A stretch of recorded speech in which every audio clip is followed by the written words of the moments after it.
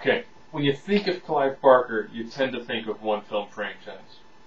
When you think of Doug Bradley, you think of one film franchise. Ironically, it's the same film. It's Hellraiser. Now, this movie, ironically, is panned by some critics. I think Ebert thought it was unimaginative. Let's take a step back and think about this. A guy who, for all facts and figures, is an impulsive, violent prick, gets a puzzle box, pops it open, chains and hooks fly around him, he gets to rip and tear at his flesh. A bizarre demon walks in with nails in his head. And they take him, he fixes the box, and they takes him away. How is that unimaginative? Who would have thought taking a simple puzzle box, adjusting it, would essentially open a portal to hell where bizarre, pale S&M people walk the fine line between, pleasure and pain? That's pretty imaginative. Then you find out later that the stepmother had an affair with the initial guy.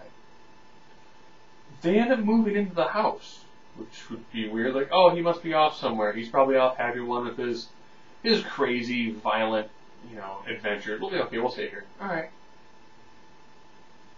It's not until later that a single drop of blood essentially begins to help regenerate the body and soul of the guy who was torn apart by the box. Later, it requires a lot more blood to really get the body up and running again. So the stepmother decides to go and start seducing lots of men to bring them upstairs, to kill them, to then have the initial guy feast on their blood and begin to slowly solidify and become whole once more. Again, how is this unimaginative? A guy who was torn apart by hooks that came out of a puzzle box, and his soul was taken to hell by a bunch of pale S&M demons, with one who's got nails driven into his freaking head in a perfectly symmetrical pattern. Again, I don't see how this movie is at all unimaginative. Using a cube to summon as well as fight demons, that seems like a pretty unique and pretty awesome concept. That's probably why it's endured for as many years as it has. So over time, the daughter finally finds out and finally makes a deal with the Cenobites. So you know what? I know where this guy's at. And it's going to take a lot of chutzpah to look at a demon and go, yeah, it's like, use the box, you're coming to hell. Oh, no, I found a guy who escaped. If you're lying, we're going to tear your soul apart. I can't say it like he does. There's a reason for that. Only Doug Bradley can sound like Doug Bradley.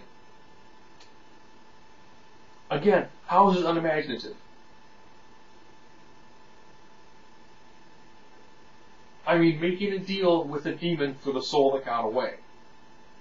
That seems like that's happened in an awful lot of movies. But using a puzzle box to get him.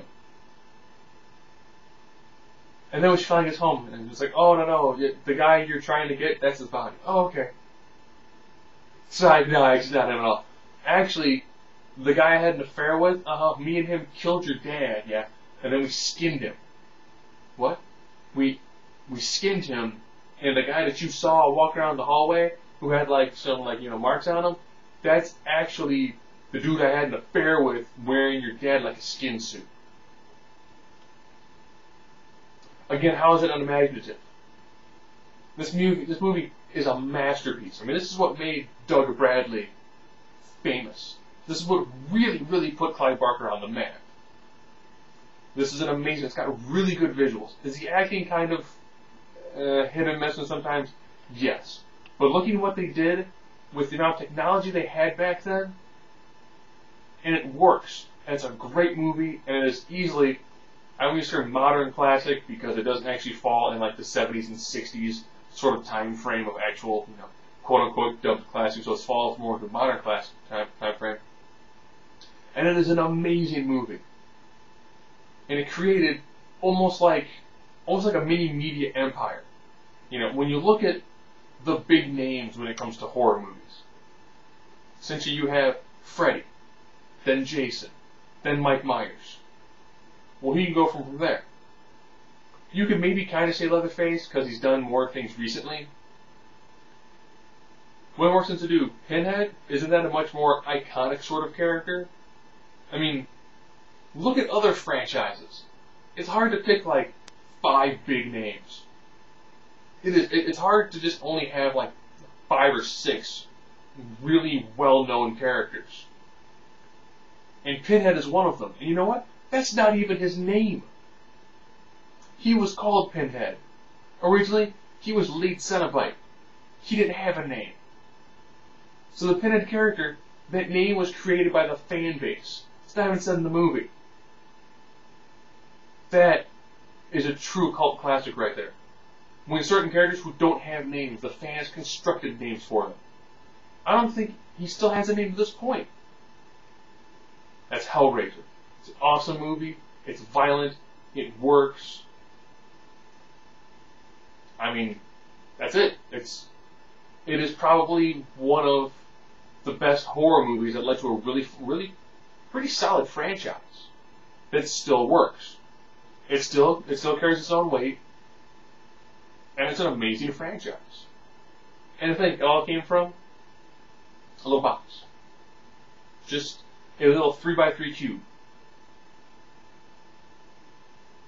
3x3 cube that opens the portal to like an S&M hell.